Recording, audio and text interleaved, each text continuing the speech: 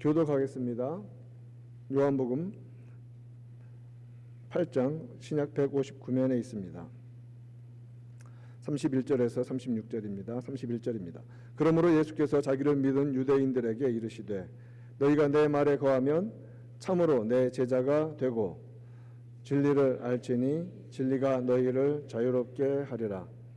그들이 대답하되 우리가 아브라함의 자손이라 남의 종이 된 적이 없거늘 어찌하여 우리가 자유롭게 되리라 하느냐. 예수께서 대답하시되 진실로 진실로 너희에게 이르노니 죄를 범하는 자마다 죄의 종이라.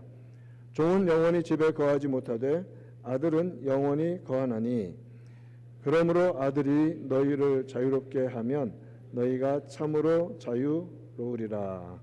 아멘. 요한복음 8장 31절에서 36절 말씀 본문으로 하여 예수님의 말씀 안에 거하면 이라는 제목으로 말씀의 은혜를 함께 나누겠습니다. 유대인들은 하나님을 믿는데 가장 앞선 사람들이죠. 택함받은 백성이었고 또 그 택함받은 것 때문에 선민의식이 너무 지나쳐서 사실은 하나님을 바로 믿는 일에서 좀 벗어난 일이 많습니다. 그 중에 가장 벗어난 것 중에 하나가 무엇이냐면 예수님께서 이 땅 가운데 오셔서 하나님을 아버지라 부르시고 자기가 하나님의 아들이라고 말씀하시는 것을 도무지 받아들일 수 없었습니다. 예수님은 자신이 성자 하나님이시라는 것을 논리적으로 설득하려 하거나 억지로 강요하시지 않았습니다. 원래 하나님의 아들이시니까 나는 하나님의 아들이야 라고 말씀하시는 거죠. 선포하시는 것입니다. 그것은 설득의 여지도 없고 그냥 말씀하시는 겁니다. 이처럼 예수님께서 하나님의 아들이시라는 이 사실은 우리가 믿으면 됩니다. 선포하면 됩니다. 그것을 논리적으로 이해하려 하거나 그것을 또한 믿게 하기 위해서 억지로 무슨 철학을 동원해서 말할 필요가 없는 것입니다. 선포하는 것입니다. 그것이 복음입니다. 성도는 예수님이 어떤 분이신지 성경대로 말하면 됩니다. 그것이 믿음입니다. 요한복음 8장 23절에서 예수님은 너희는 아래에서 났고 나는 위에서 났으며 너희는 이 세상에 속하였고 나는 이 세상에 속하지 아니하였느니라. 유대인들은 도무지 이해할 수가 없었습니다.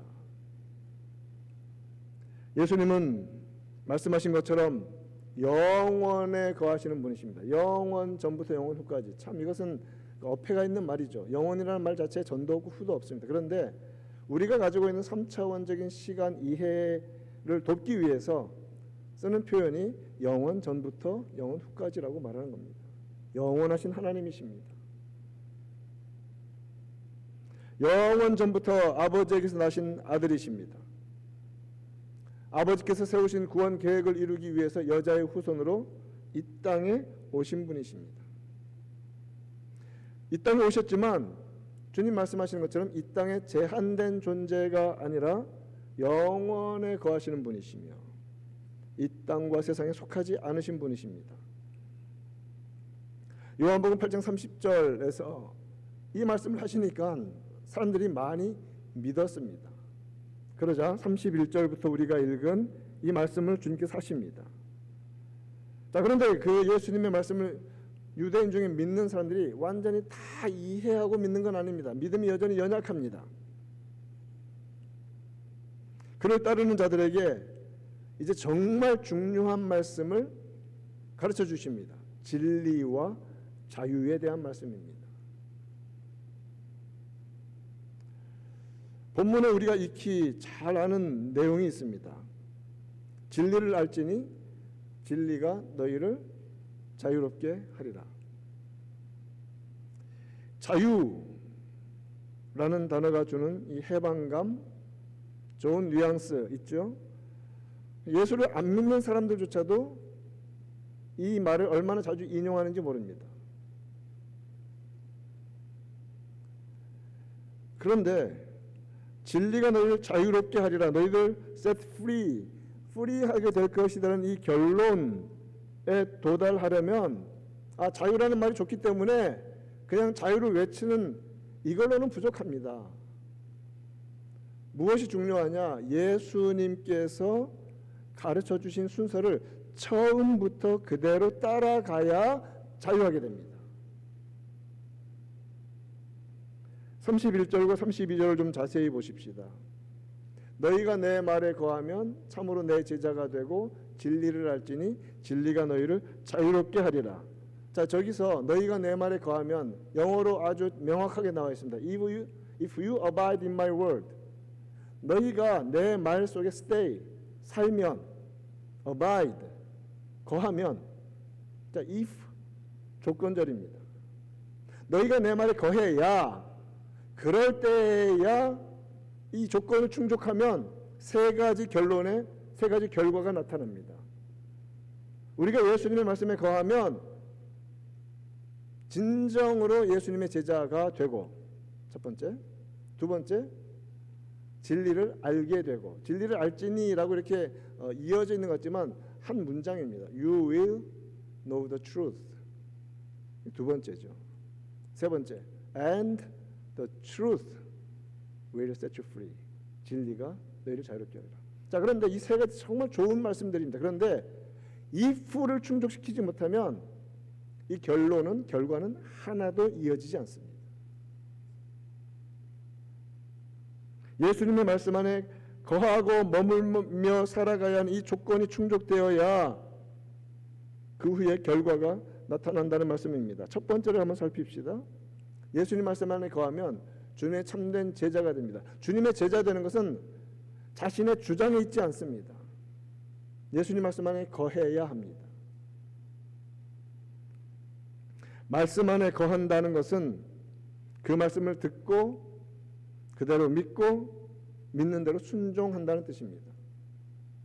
제자란 말은 따르는 자 아닙니까? 팔로워 아닙니까?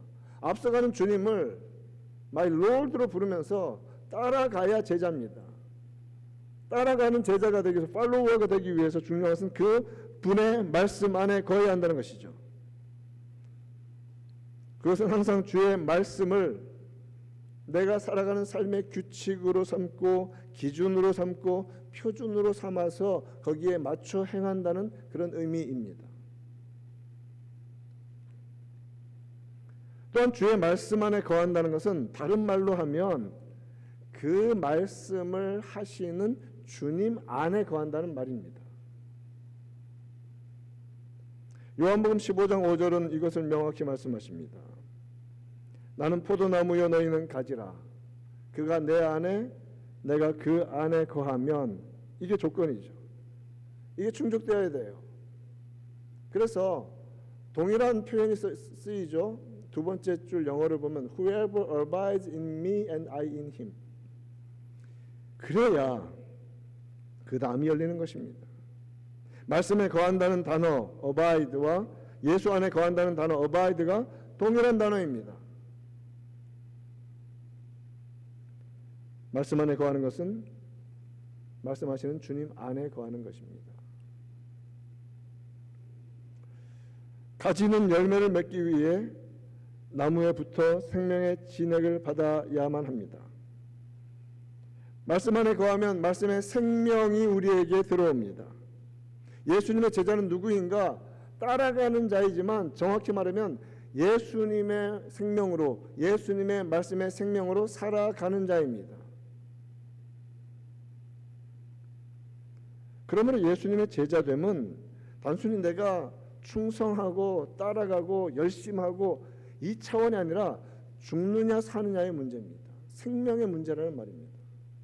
예수님의 생명으로 살아가느냐. 그를 떠나서는 아무것도 할 수 없는 자가 예수님의 제자입니다. 능력 있는 자가 예수님의 제자가 아니라 예수님과 떨어져서는 아무것도, You can do nothing, 아무것도 할 수 없는 자가 예수님의 제자.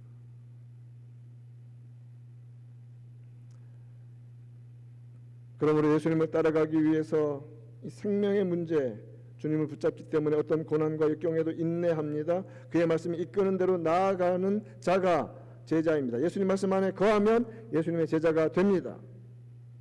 말씀 안에 거하는 자는 말씀을 거부하지 않습니다. 순종하는 자입니다. 그리고 말씀 안에 거하는 자는 내게 말씀을 맞추는 것이 아니라 말씀에 나를 맞추는 자입니다. 우리는 내게 필요한 말씀을 참 많이 찾습니다. 그런데 주님은 끝까지 주님의 말씀에 우리를 철저히 맞추라고 하십니다. 우리를 깨내라고 하십니다. 마태복음 16장 24절에서 누구든지 나를 따라오려거든 자기를 부인하고 자기를 디나이하라고 하시죠. 자기 십자가를 지고 나를 따를 것이니라. 우리가 참 잘 쓰는 표현 중에 성경적으로 정확하지 않은 표현 중에 하나가 뭐냐면 내려놓음이라는 단어예요. 솔직히 말하면 내려놓는다는 것은 나한테 능력이 있는 거예요. Put it down. 주님 뭐라고 말씀하냐면 아니 그 말고 deny yourself. 아예 너 자신을 죽여. 우리는 내려놓을 자격도 능력도 힘도 없는 자라는 것을 인정하라는 것입니다.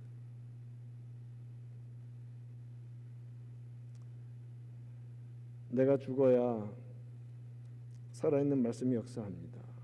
예수님 말씀 안에 거하는 자는 예수님의 제자가 됩니다.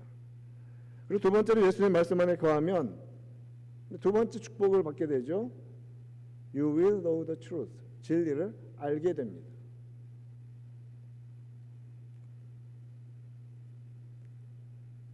진리는 무엇을 가리켜 진리라고 합니까? 진리의 첫 번째 속성은 무엇이냐면 변하지 않는다는 것입니다. 가변적이지 않습니다. 변하면 진리가 아닙니다. 진리는 상황과 대상에 따라서 변하지 않습니다. 진리는 대상과 환경에 맞춰 차등하게 적용되지 않습니다. 상황에 맞춰서 충분히 이해할 만해. 그러니까 성경 말씀 그냥 좀 흐트려도 이해가 우선이지. 상황의 윤리죠. 진리는 가변적이지 않습니다. 시대에 따라서 변질되거나 변형되지도 않습니다. 초대교회 때 선포된 말씀 그대로 2000년이 지난 지금도 동일하게 선포되는 것이 진리입니다. 또한 진리는 무엇입니까? 진리는 다른 말로 하면 기준, 표준이라는 의미도 됩니다. 거기에 맞추어서 모든 것이 판결됩니다. 그릇된 모든 것들은 진리 앞에서 가짜로 드러나게 될 것입니다. 진리는 모든 것을 측량하고 측정하고 판단하고 평가하는 중심이며 잣대입니다. 히브리서 4장 12절에서 말하는 것처럼 하나님의 말씀은 기준이죠. 표준이죠. 살아있습니다. 진리이기 때문에 영원히 변치 않으므로 살아있습니다. 힘이 있습니다. 좌우에 나선 어떤 검보다도 예리하여서 혼과 영과 관절과 골수를 찔러 쪼갠다고 합니다. 우리 속에 있는 모든 것들을 하나님은 다 감찰하십니다. 말씀으로써. 그리고 마음의 생각과 뜻을 판단합니다. 진리이니까. 이러한 진리는 인간이 스스로 터득하거나 깨달을 수 있는 것이 아닙니다. 인간은 가변적입니다. 인간은 잠깐 살다 가는 존재입니다. 그러나 진리는 변치 않고 영원하고 완전하기 때문에 죄에 물든 인간이 아무리 애를 쓰고 평생토록 돌을 닦고 수도하고 누워서 잠 안 자고 그냥 평생 앉아서 살고 무슨 짓을 하더라도 진리 그 자체를 인간 스스로 발견해낼 수는 없습니다.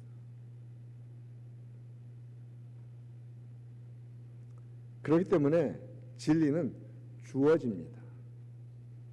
진리는 계시됩니다.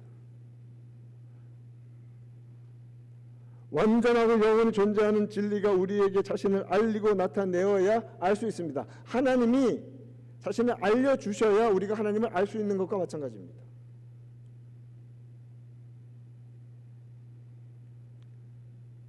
진리는 오직 예수 그리스도이시고 영원히 변치 않는 하나님의 말씀이 진리입니다. 성경은 이것을 분명히 선포합니다. 예수님이 진리이십니다. 이것이 첫 번째죠. 요한복음 14장 6절에서 내가 곧 길이요 진리요 생명이다. 내가 유일한 길이다. 내가 유일한 진리다. 내가 유일한 생명이다.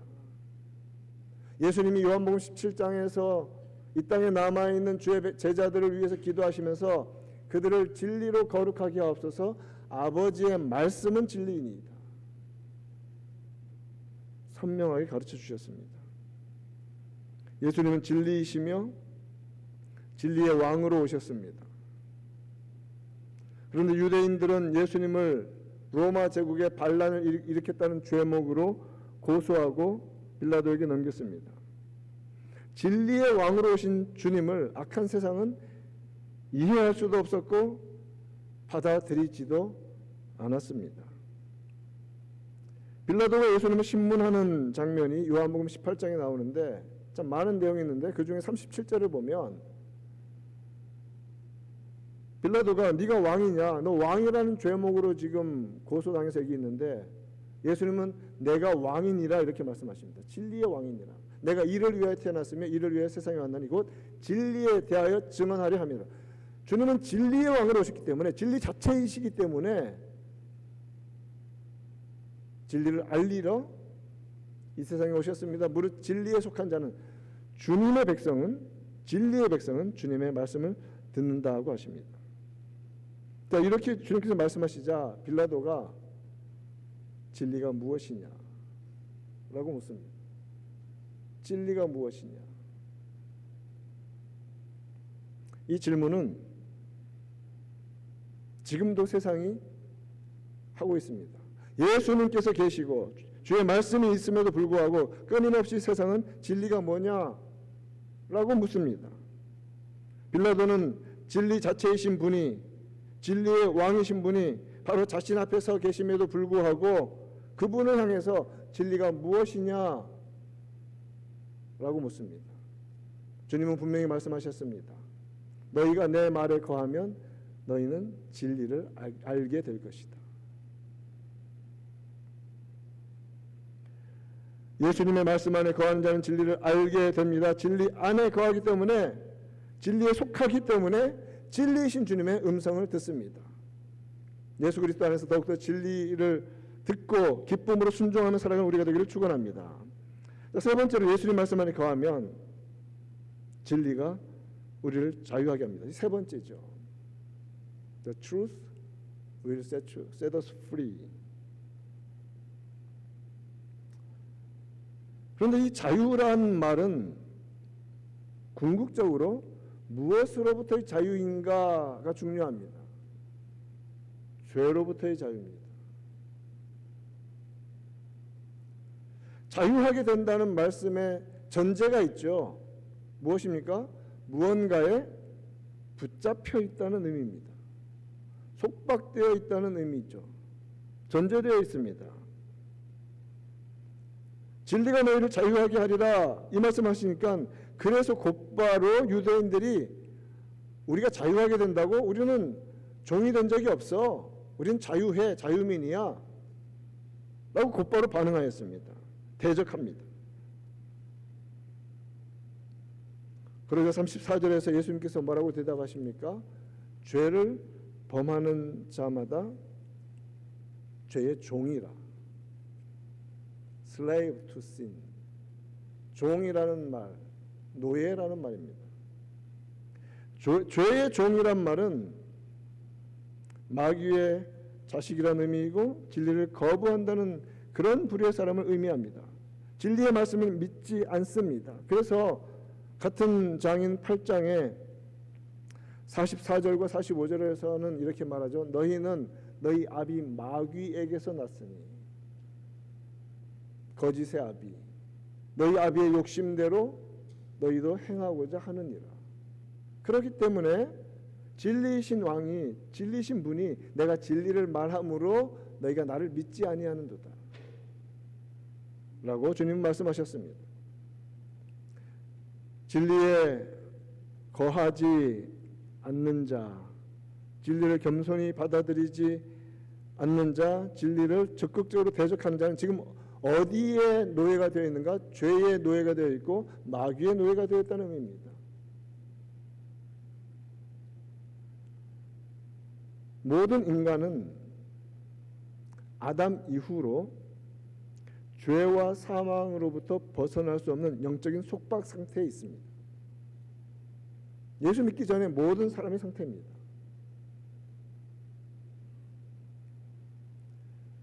예수 그리스도 이름을 믿고 그를 영접하는 자는 진리이신 예수께서 죄에서 풀어주십니다. 죄와 사망에서 우리를 풀어주십니다.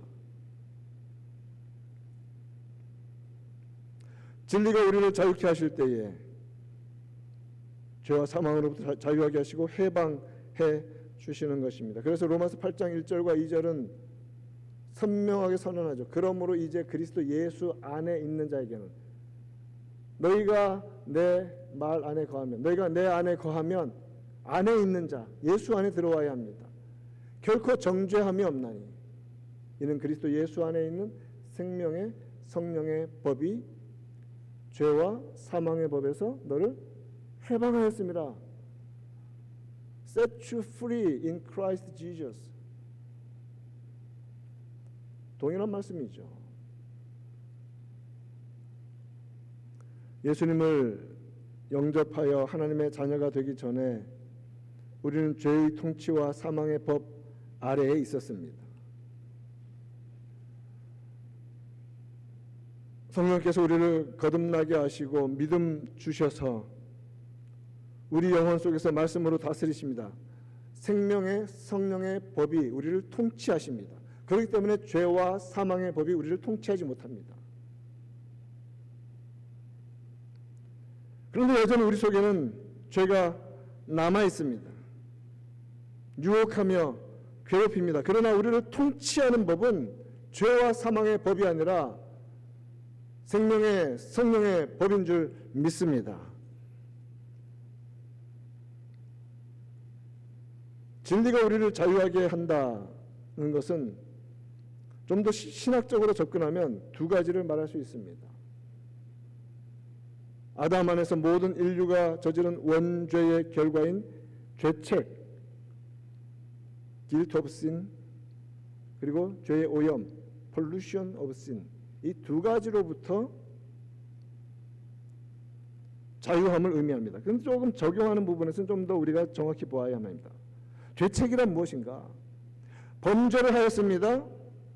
그러면 법적으로 그 죄에 대해서, 범죄에 대해서 책임을 받아야 하고 당해야 하고 정죄함을 당해야 합니다. 센텐스를 받죠. You are guilty.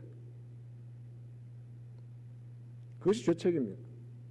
죄의 오염은 범죄로 말미암아, 결과로 말미암아 우리 속에, 영혼 속에 남게 된 부패한 본성이 우리를 오염시킨 거예요. 죄가 남아있는 겁니다. 이 죄책의 문제에 대해서 모든 인간은 예수를 영접하여 구원받기 전에는 이 영원한 죄책, 즉 죄의 책임에서 자유롭지 못합니다. 그래서 예수를 믿지 아니하면 하나님 앞에 섰을 때에 영원한 죄인으로 센텐스 되는 것입니다.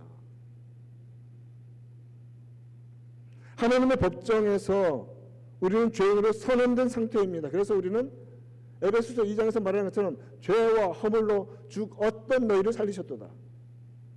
죽은 상태가 되는 것이죠. 예수를 영접하기 전에. 죄의 책임을, 이 죄책을 인간은 자신의 공로나 선행으로 해결할 수 없습니다. 죄의 선언과 징벌을 피할 수가 없습니다. 그런데 왜 이것이 우리에게서 거두어졌습니까? 누군가 이것을 대신 감당했기 때문입니다. 예수 그리스도께서 우리를 의롭다 하시기 위해 우리의 죄책에 대한 속죄의 제물로 자신을 드리셨습니다. atoning sacrifice. 우리를 위한 속죄 제사를 그가 십자가에서 드리셨습니다. 예수를 믿으면 그래서 우리는 주와 함께 죽은 자가 되는 것입니다. 예수를 믿으면 주와 함께 살아나는 자가 되는 것입니다.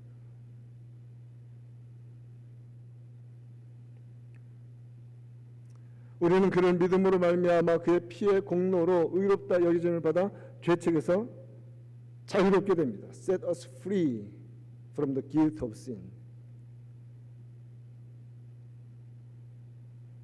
이 죄의 오염은, 죄는 우리 영혼의 통치권을 상실했으나 여전히 오염된 본성은 남아서 성도를 넘어뜨리려고 합니다. 여러분, 예수 믿어도 계속 죄가 우리를 넘어뜨리려고 유혹합니다. 더 심하게 유혹합니다.